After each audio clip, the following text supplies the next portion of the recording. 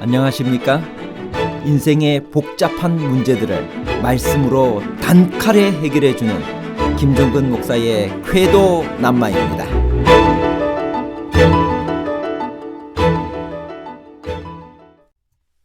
사람이 죽으면 육은 죽지만 영은 그대로 살아있나요? 술법으로 불려 올라온 영이 실제 사무엘이었나요? 아니면 강신술에 의해 사무엘의 탈을 쓰고 나타난 사탄이었나요? 실제 사무엘과 사탄에 관한 복잡한 문제를 하나님 말씀의 가르침으로 명쾌하게 해결해 드리겠습니다. 사울은 엔돌에 신접한 여인에게 누구를 불러 올리라고 했나요? 그 이유가 무엇인가요? 그는 지옥에서 올라왔나요? 아니면 천국에서 내려왔나요? 술법으로 불려 올라온 영이 진짜 사무엘인가요? 가짜라면 어떻게 예언을 할 수 있었나요? 사무엘상 28장 11절에서 14절입니다. 여인이 이르되 내가 누구를 내게로 불러 올리랴 하니 사울이 이르되 사무엘을 불러 올리라 하는지라. 여인이 사무엘을 보고 큰 소리로 외치며 사울에게 말하여 이르되 당신이 어찌하여 나를 속이셨나이까? 당신이 사울이시니이다. 왕이 그에게 이르되 두려워하지 말라. 내가 무엇을 보았느냐 하니 여인이 사울에게 이르되 내가 영이 땅에서 올라오는 것을 보았나이다 하는지라. 사울이 그에게 이르되 그의 모양이 어떠하냐 하니 그가 이르되 한 노인이 올라오는데 그가 겉옷을 입었나이다 하더라. 사울이 그가 사무엘인 줄 알고 그의 얼굴을 땅에 대고 절하니라. 사울이 위급한 순간에 사무엘을 만나고 싶어 했다는 것은 사울이 사무엘을 싫어하면서도 그에게 얼마나 많이 의존하고 싶어 했다는 것을 말해주고 있습니다. 신접한 여인은 사무엘이 땅에서 올라왔다라고 말했습니다.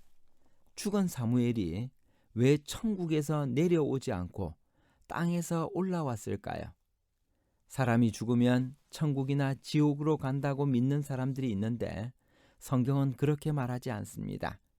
천국이나 지옥으로 가는 것이 아니라 흙으로 돌아가는 것이다 라고 말합니다.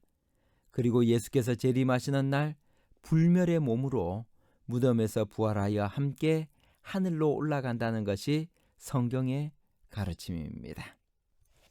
신접한 여인이 불러 올린 사람이 진짜 사무엘이었을까요? 설사 이 사무엘이 진짜 사무엘이라고 하더라도 해결해야 될 문제가 여전히 많이 남아 있습니다. 첫째로, 모세의 율법은 접신한 자와 무당을 따르는 것을 엄격하게 금지하고 있습니다. 둘째, 이사야는 어떤 사람이 너희에게 말하기를 주절거리며 속살거리는 신접한 자와 마술사에게 물으라 하거든 백성이 자기 하나님께 구할 것이 아니냐 산자를 위하여 죽은 자에게 구하겠느냐 하라고 말했습니다. 마치 이 경우를 두고 한 말인 듯 싶을 정도입니다. 셋째로, 사무엘은 아말렉 사건 때 사울에게 거역하는 것은 점치는 죄와 같다고 했습니다. 여기 점이 히브리어로 케셈입니다. 그런데 사울이 여인에게 신접한 술법을 사용하라고 할 때의 술법이 같은 단어인 카삼입니다. 케셈을 경고한 사무엘이 죽은 후에 카삼으로 불려 올라오겠나요? 사무엘은 사울의 아말렉 사건 범죄 이후 죽는 날까지 사울을 다시 가서 보지 아니하였다라고 사무엘상 15장 35절에 말했습니다. 심지어 사울이 다윗을 잡기 위해 라마나요스로 와서 그 앞에서 예언을 할 때에도 그는 사울에게 한마디도 하지 않았습니다. 그런 그가 죽은 다음에 영으로 올라와 사울에게 그 많은 기별을 전하였다는 것은 말이 되지 않습니다. 넷째로, 여호와의 영이 사울에게서 떠나고 여호와의 부리신 악신이 그에게 임했습니다. 그래서 여호와께서는 사울 자신의 말대로 꿈으로도 우림으로도 선지자로도 그에게 대답지 아니하셨습니다. 그런 상황에서 여호와의 선지자 사무엘이 여호와의 기별을 전하기 위해 저승에서 올라올 수 있을까요? 다섯째로, 사무엘의 장사가 끝났을 때 사울은 신접한 자와 박수를 그 땅에서 쫓아내었습니다. 그것은 사울이 마지막으로 수행한 일종의 개혁 조치였습니다. 그것이 원칙임을 알았기 때문입니다. 그런 사울이기에 엔돌에 신접한 여인을 찾아갈 때 그는 변장을 했습니다. 또 그런 상황이었기에 사울이 여인에게 신접한 술법으로 내가 내게 말하는 사람을 불러 올리라고 했을 때 그 여인은 내가 사울이 행한 일, 곧 그가 신접한 자와 박수를 이 땅에서 멸절시켰음을 아나니 내가 어찌하여 내 생명에 올무를 놓아 나를 죽게 하려느냐고 반응했던 것입니다. 여섯째로, 무엇보다 성경은 인간의 영과 육이 분리되어 육은 썩어도 영은 여전히 존재한다라고 말하지 않습니다. 인간은 존재하지 않다가 하나님의 창조로 인해 그 순간 존재하게 되었습니다. 창조 이전에 인간의 영이 이미 존재한 것이 아닙니다. 죽음이란 그 창조 이전으로 돌아가는 것입니다. 그래서 호흡이 끊어지면 흙으로 돌아가서 그날에 그의 생각이 소멸되는 것입니다. 그렇다면 여기 불려 올라온 사무엘이란 존재는 과연 누구일까요? 절대로 진짜 사무엘일 수는 없습니다. 그렇다면 누구일까요?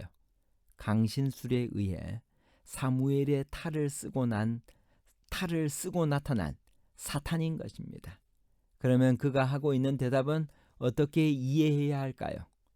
그가 사울이 이전에 여호와께 순종하지 않은 사실과 그로 말미암은 결과를 언급한 후에 내일 너와 내 아들들이 나와 함께 있으리라고 하며 그들이 당할 운명에 대해 언급한 예언은 어떻게 이해해야 할까요? 사탄은 누구보다도 인간의 범죄와 연약함을 잘 알고 있습니다. 그는 지나간 범죄 사실들을 가장 정확하게 나열할 수가 있습니다. 그러므로 누군가가 다른 사람의 죄악의 내용들을 알고 있다는 이유 때문에 그가 전하는 기별이 무조건 하나님의 기별이 될 수는 없습니다. 여기 사무엘이라 불리는 사탄이 한 말 중에 미래에 해당되는 것이 여호와께서 이스라엘을 너와 함께 블레셋 사람들의 손에 넘기시리니 내일 너와 내 아들들이 나와 함께 있으리라입니다. 그러나 사울은 블레셋의 손에 넘겨지지 않고 자살했습니다. 시신도 길앗 야베스 사람들에 의해 수습되었습니다. 사울의 아들들도 다 죽지 않았습니다. 이스보셋은 살아남았습니다. 결국 너와 함께 블레셋 사람들의 손에 넘어간다는 말도 너와 내 아들들이 나와 함께 있으리라는 말도 정확히 성취된 게 아닙니다. 그렇다면 사탄이 그 말을 왜 했을까요? 그것은 이 말을 들은 사울의 반응에서 파악됩니다. 사울이 갑자기 땅에 완전히 엎드러지니 이는 사무엘의 말로 말미암아 심히 두려워하며 또 그의 기력이 다하였으니 이는 그가 하루 밤낮을 음식을 먹지 못하였음이니라. 사울은 그의 마지막 말을 듣고 절망했습니다. 이 말은 사울에게 일말의 남은 희망과 회개의 가능성을 완전히 포기하게 하는 마지막 말이었던 것입니다. 그것은 죄책감과 두려움의 무게를 가득 싣고 휘청거리는 사울의 턱에 꽂아넣은 최후의 어퍼컷과 같았습니다. 사울은 그 펀치를 맞고 다운되고 말았습니다. 사람을 절망하게 하는 것, 그게 바로 사탄의 목소리인 것입니다. 구조와 선지자 680페이지. 이제 사탄은 궁지에 빠진 사울을 향하여 그의 죄의 흉악함과 용서받을 가망이 없음을 나타내어 그로 자포자기에 빠지게 하였다. 그의 용기를 꺾고 그의 판단을 혼란시키고 그로 절망과 자멸에 빠지게 하기 위하여 그보다 더 좋은 방법은 없었다. 결론입니다. 첫째, 다윗은 실수하더라도 즉시 돌아오고 전적으로 하나님께 의지했으며 다른 길은 생각지 않았지만 사울은 하나님의 뜻이 자기 마음에 들지 않으면 즉시 인간적인 방법을 동원하여 문제를 해결하려 했습니다. 둘째, 내일 너와 내 아들들이 나와 함께 있으리라, 즉 죽으리라는 예언대로 이루어지지 않았습니다.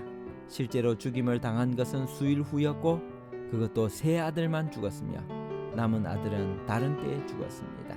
셋째, 술법으로 불려 올라온 영이 실제 사무엘이 아니라 강신술에 의해 사무엘의 탈을 쓰고 나타난 사탄이었습니다. 사탄은 절망적인 말을 통해 다시는 사울이 회개하지 못하도록 만들어버렸습니다. 감사합니다.